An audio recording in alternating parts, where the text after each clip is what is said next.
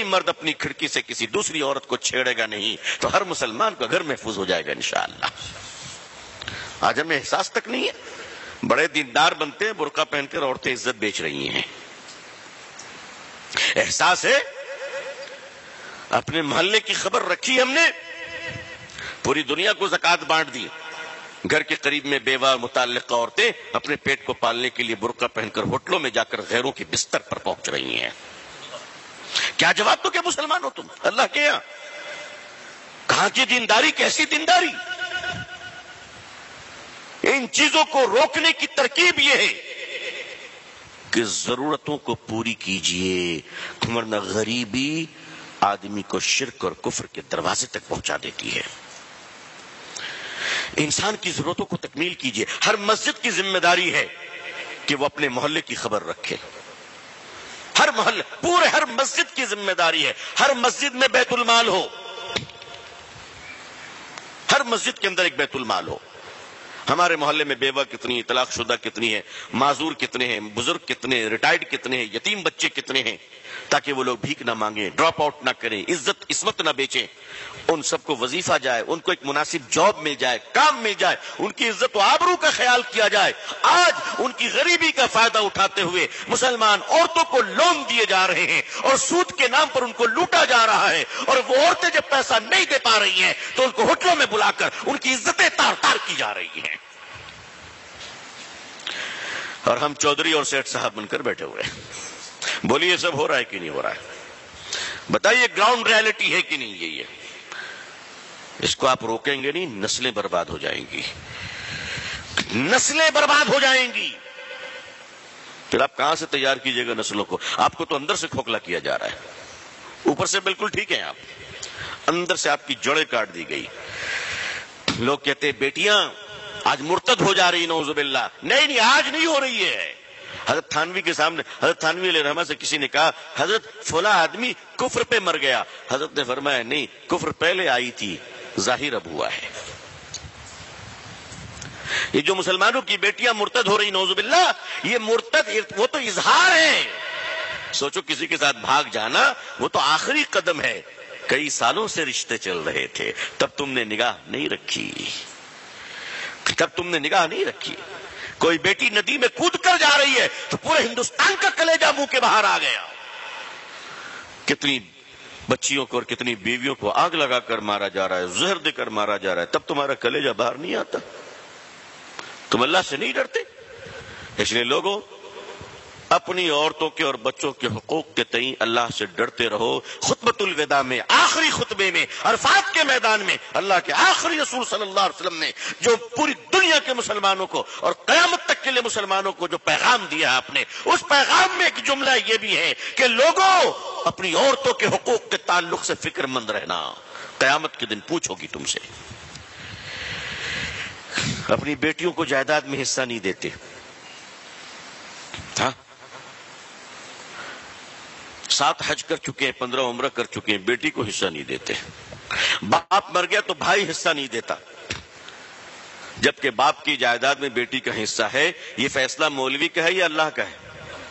بولو بھائی، اللہ کا ہے۔ یہ شریعت مولوی کی ہے یا رسول اللہ کی ہے صلی اللہ علیہ وسلم؟ باپ کی جائیداد میں بیٹی کا حصہ ہے، چاہے ایک کیل نکلتی ہو، ایک پتھر نکلتا ہو، وہ اس کو دو، اور اگر تم نے نہیں دیا تو سن لو لوگوں، تم تہجد گزار ہوگے، تم دیندار ہوگے، تم بیت اللہ جاتے ہوگے، تم کعبہ کے اندر گئے ہوگے، تم ملتزم میں چمٹ کر روئے ہوگے، کعبہ کا غلاف تم نے رکھا ہوگا، زمزم سے تم نے غسل کیا ہوگا، ریاض الجنہ میں تم بیٹھے ہوگے۔ ان سب کے باوجود اگر تم نے اپنی بیٹی کا حق نہیں دیا اور بہن کا حق نہیں دیا تو ڈاکو بن کر مرو گے، ڈکیت بن کر مرو گے۔ تمہارا شمار ڈکیت میں ہوگا، ڈاکوؤں میں ہوگا،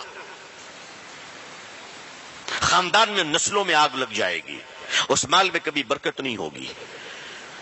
اس لیے عزیزان ملت، یہ مہم چلائیے کہ ہم اپنی بیٹیوں کا حصہ دیں گے جائیداد میں انشاءاللہ۔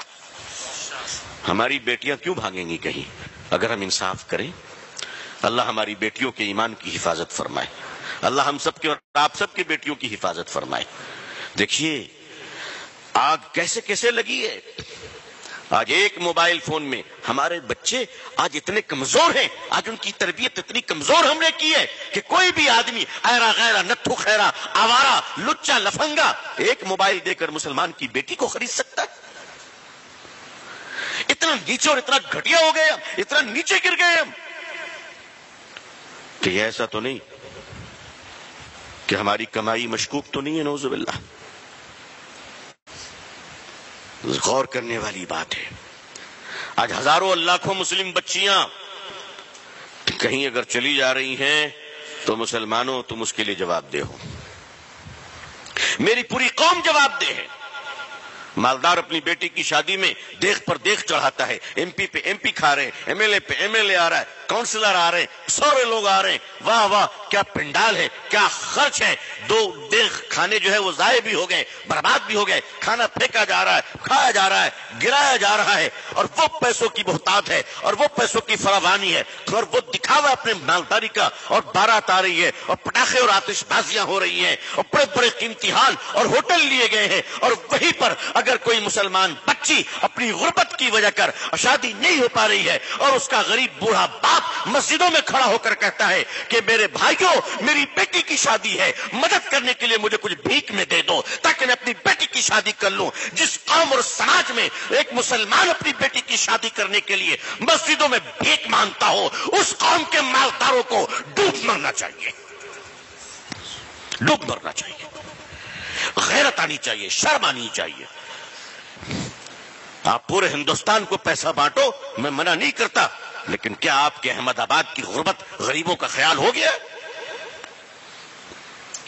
آپ کے یہاں کے بیوہ اور طلاق شدہ اور معذور اور مجبور اور یتیم بچے ساروں کی کفالت ہو چکی ہے؟ آپ سے پوچھا جائے گا. آپ کے پڑوسیوں کے بارے میں، آپ کے شہر کے بارے میں آپ سے پوچھا جائے گا. آج مالداروں کے بچے اسکول جاتے ہوئے 100 روپے کی چاکلیٹ کھا لیتے ہیں، وہی ہمارا غریب بچہ اپنے پیٹ کو پالنے کے لیے اسکول سے ڈراپ آؤٹ کرتا ہے اور پنکچر کی دکان پہ کام کرتا ہے. ہمیں شرم نہیں آتی؟ ہمیں غیرت نہیں آتی؟ جب تک ہمارے دل میں حضور صلی اللہ علیہ وسلم کی امت کے لیے درد نہیں ہوگا، خیر خواہی نہیں ہوگی، حکمراں بھی ہمارے لیے مہربان نہیں ہوں گے.